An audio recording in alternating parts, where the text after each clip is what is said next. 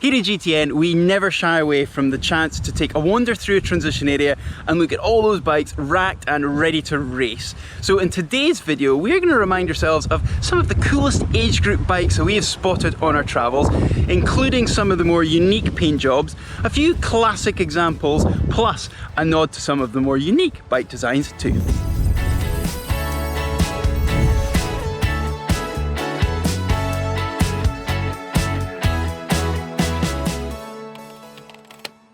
Right, let's get started with something close to my own heart, and that is bikes with a custom or unique paintwork. Now, they always catch my attention in transition area, and it never fails to amaze me the attention to detail that some people are able to go to in order to make their bike that little bit special, such as this extremely cool example we found in Oceanside of a Canyon Speedmax. So we were in the expo earlier on today, and a very nice gentleman came up to us to say hello and say how much he loved GTN. Now, that was Karim Khan, who is the owner of this beautiful Canyon Speedmax that he has had custom painted by a friend that lives nearby where he is in the woodlands near Houston in Texas.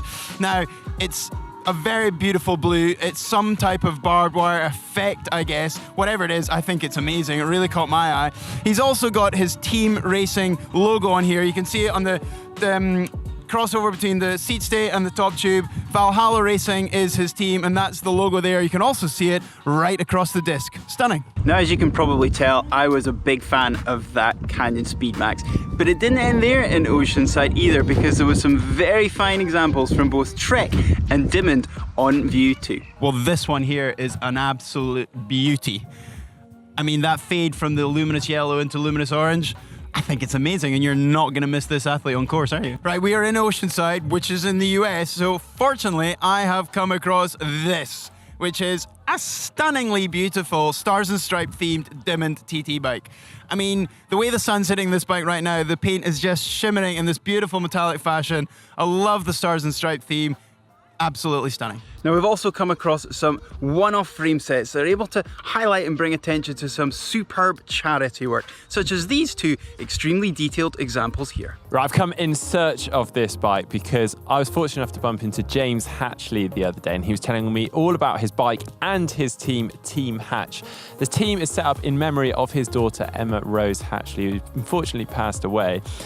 This team is now raising money for Great Ormond Street Children's Hospital charity, and they've raised a staggering £250,000 to date.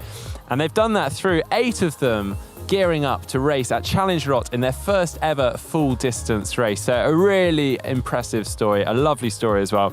And he's had this bike made in memory of Emma as a tribute with the butterflies all over and for Emma written on it. It's a Trek Speed concept. It is beautiful. Right, so we have just bumped into Jason, who rides this bike, or he is going to be riding this bike this weekend. So Jason, can you talk to us about the bike, please? Yeah, so this is a Argon 18 E118 that I got back in 2013, and Bicycle Makeover did an amazing job wrapping this. It's a rose gold foil with the F Cancer logo all over it to match our triathlon team kit made by Wadi Inc. So not paint, a wrap. It's a wrap, yeah. It's the same stuff that they use for like NASCAR, so it's super light. It's lighter than paint. And you're really happy with it? I'm really happy with it, yeah. So last year it was green, and this year it's rose gold to match the kit from this year. Fascinating. Yeah. So all the best for race day, and we're not going to miss you, that's for sure. Yeah, that's the point, right? Yeah, yeah. And if anybody wants to go to FCancer, the full word, I'm not going to say it, but fcancer.org, and check out our foundation. We do a lot of great things.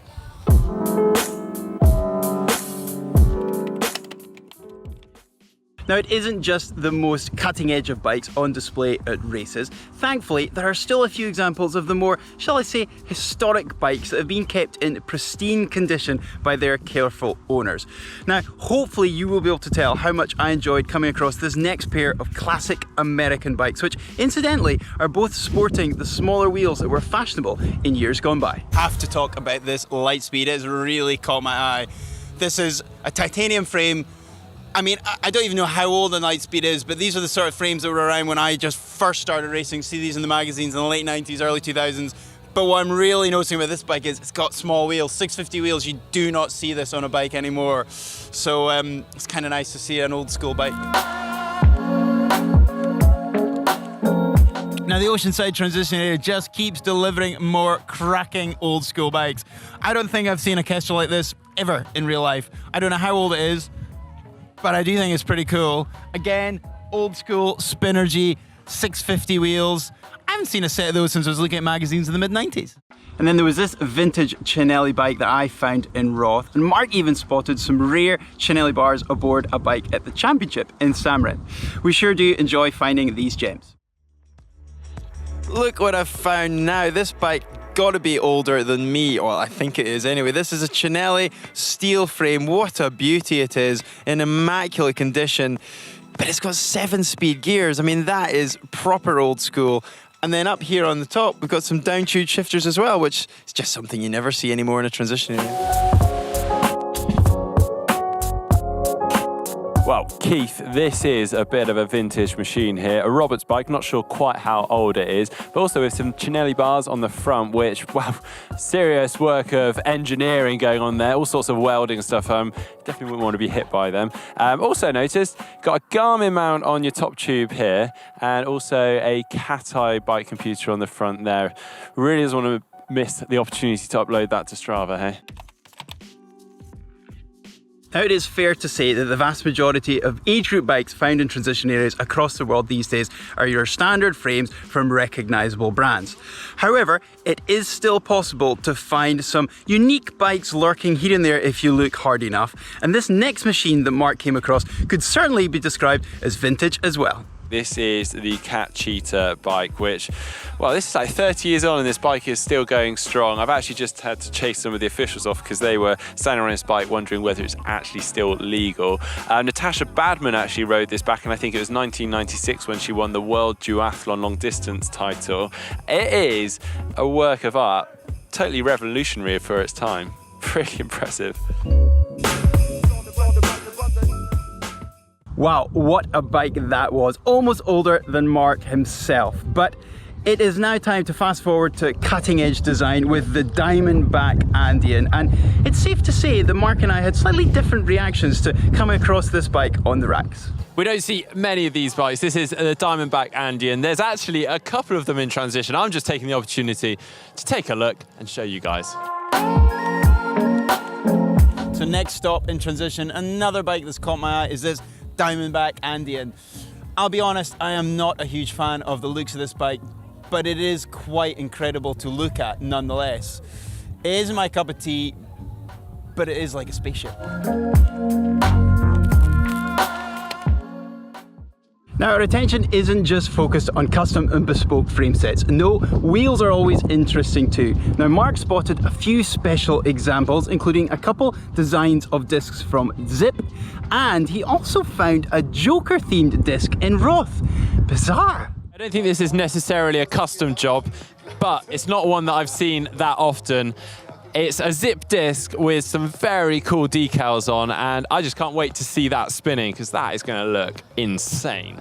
Well, we also have a very nice limited edition Zip Super 9 disc in a nice yellow colour. But whilst we're here, also notice this saddle here. This is by a brand called Dash. You don't see these very often. Very unique in their design, but I've heard very good things about it. Fully carbon throughout, even for the rails, and then just a nice little bit of padding here. But if you are struggling with saddles, apparently they are quite a good option.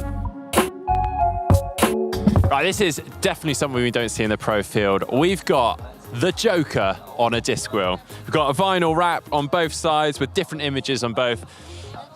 It's something else. Now, it isn't just the bikes or the wheels that catch our attention. No, crucially, it is some of those pieces that are added to the bikes using the magic of 3D printing that we like to see. And here are some examples that I found in Roth.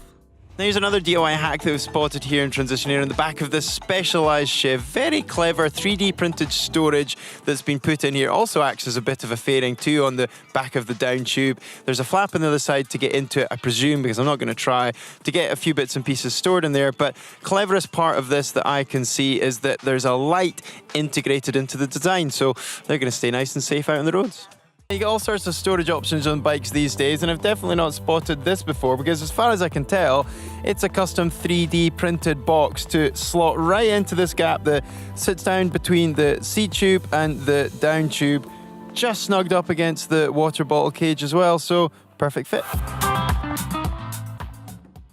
Now to finish off with something a little bit fun, because if you look hard enough, there's always something a wee bit different that you can find in a transition area, and Oceanside definitely didn't disappoint me with this bike that I literally found swaying in the wind on the racks. Right, now clearly in an Ironman there are all shapes and sizes, which is a brilliant part about the event, but I don't think I've ever seen a bike quite as small as this one hanging on the rack. It's a little bit windy today, as you can see.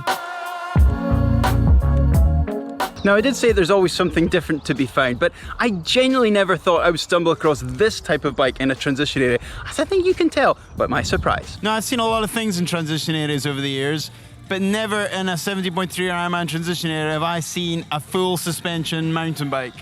That is mental. For 56 miles of bike riding on a hilly course, this person must have decided they want to give themselves a proper challenge. Now, if you're anything like me, then you have thoroughly enjoyed this tour back through the archives, having a look at some of the coolest age group bikes and tech that we have come across so far. And it has certainly whetted my appetite for what's in store at future events down the road. Now, hopefully you've enjoyed this video, so please hit that thumb up like button, and don't forget to follow and subscribe all of our social media channels.